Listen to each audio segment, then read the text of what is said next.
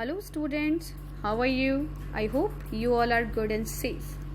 Today in this video, we are going to see chapter number 6, My Childhood, of our English book Beehive. Dr. APJ Abdul Kalam's biography is titled Wings of Fire, and the chapter My Childhood talks about the childhood of APJ Abdul Kalam. He was the President of India and a great scientist too. APJ talks about his upbringing, his parents and siblings. He tells us about his friends and all those things that influenced his childhood. Now let's start paragraph-wise explanation of this chapter. In paragraph 1, it is explained that APJ Abdul Kalam was born into a middle-class Tamil family and his place of birth, Rameswaram, is an island town in the state of Tamil Nadu in Bay of Bengal. Today we know this state as Tamil Nadu, but when he was born, at that time the state was known as Madras state. APJ Abdul Kalam's father name was Jainul-Abdin. APJ says that his father was not very rich. He did not have wealth. He was not highly educated. But despite all these things, all these disadvantages, he had some other qualities. He was naturally very wise and was very generous too. APJ Abdul Kalam's mother was also generous and kind-hearted. Every day she used to feed a lot of people. She fed a great number of people from outside than the total number of the members in their family. In stanza number 2, it is explained that Abdul Kalam had many siblings, and he describes himself that he had short height and common looks. He did not have any exceptional looks. On the contrary, his parents were very tall and handsome. They were good looking. APJ did not inherit their physical qualities.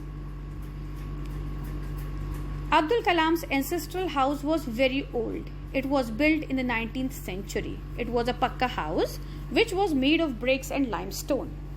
It is located on the Mosque Street in Rameswaram. Abdul Kalam's father was very simple, but he was strict also.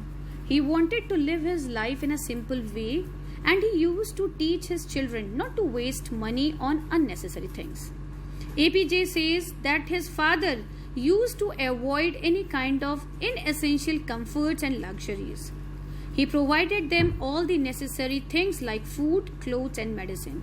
APJ says that his parents fulfilled all his needs, whether it was any tangible thing or their love and affection. This shows that he has the quality of gratitude. APJ is thankful to his parents for whatever they did for him.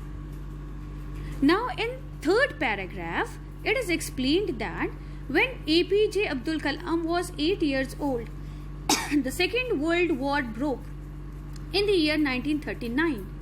So from this we can calculate that APJ Abdul Kalam was born in the year 1931. When Second World War broke, the demand of tamarind seeds increased in the market. APJ used to collect and sell the tamarind seeds to a provision shop located on Mosque Street. He would earn a mere sum of 1 anna, which equals 6 paise.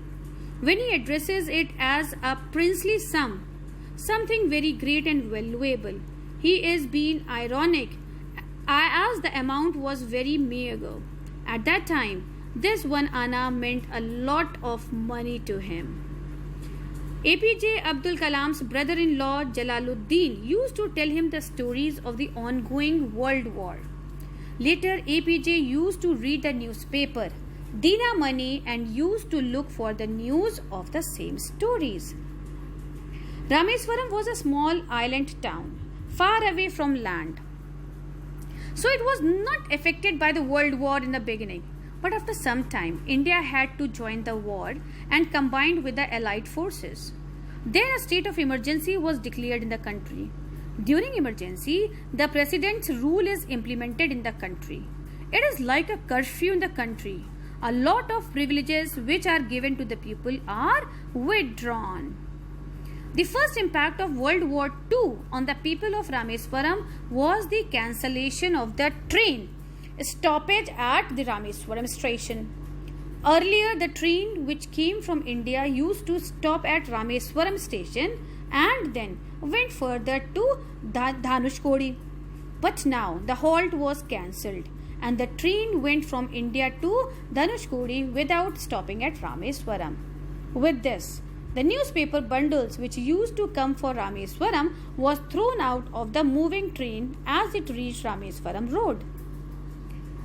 APJ Abdul Kalam's cousin Samsuddin used to distribute the newspaper in Rameswaram. As the train stoppage was cancelled and the newspaper bundles was thrown out of the moving train, he needed someone to help him catch it. APJ helped Samsuddin by catching the bundle and distributing the newspaper. In return, Samsuddin paid him a salary which was APJ Abdul Kalam's first earning. This incident happened 50 years ago. Even now, that is when he wrote the book, he could feel satisfied and proud of himself. APJ says that whenever someone earns his own money with his hard work, he feels it the same way as he did. Now, in paragraph 4, it is explained that for a child, the figure of authority is his parents. And the next figure of authority can be his teacher, a person who has authority over the child. APJ is saying that whenever a child is born, he has some qualities which he acquires from the elders in his family. These depend upon the social status of the family and the environment at home. From his father, he inherited honesty and self-discipline, and from his mother, he inherited faith in goodness and deep kindness. His siblings also inherited these qualities from their parents. APJ had 3 best friends during his childhood. Their names are Ramanand Sastri, Aravindan and Siva Prakasan. All of them belonged to a strict Hindu Brahmin families and were ardent followers of their religion. As APJ was from a Muslim family, he says that during his childhood, all the children were so close to each other that they never felt they belonged to different religions. Religion was not a barrier in their friendship. There is a very famous temple in Rameswaram, the Rameswaram temple. APJ's best friend Ramanand Sastri was the son of Pakshi Lakshman Sastri, the priest of temple. When these 3 friends grew up, Ramanand Sastri took the priesthood of the Rameswaram temple. Aravindan started a business of transporting the pilgrims to and from the Rameswaram temple, and Siva Prakasan became a catering contractor for the Southern Railway. He was in charge of the catering for the railways. Ram Kalyanam ceremony is known as Kalyanotsav. It means marriage festival. In South India, marriage is known as Kalyanam. So Lord Ram and Sita's marriage is called Sita Ram Kalyanam ceremony. It is the ceremony of the depiction of the marriage between Sita and Ram. Whenever Sri Sita Ram Kalyanam ceremony used to take place, APJ's family also took part in it. They used to arrange the boats for it. They used to make a special platform on the boats on which statue of Rama and Sita were placed and transported from the temple to the marriage site, which was in the middle of pond named Ram Tirth. This pond was near APJ's house. When he was growing up, he never thought that there was any difference between Hindus and Muslims, as they participated in the Hindu festivals wholeheartedly. APJ says that they listened to stories from the Ramayana and the life of the Prophet from their mother and grandmother as bedtime stories. So they listened to stories of both Hindu gods and Muslim gods. There was no differentiation on ground of religion.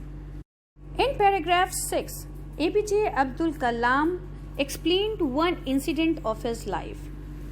As APJ Abdul Kalam belonged to a Muslim family, he used to wear a cap on his head which identified him as a Muslim. His friend Ramanand Sastry, who was the son of the priest of Rameswaram temple, belonged to a Hindu Brahmin family and used to wear the sacred thread worn by Brahmins. When these children were in class 5, a new teacher came to their class. APJ Abdul Kalam recalls an incident which happened then.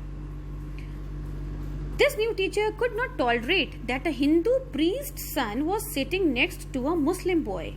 He told APJ to go and sit on the last bench as he belonged to a lower rank of the society.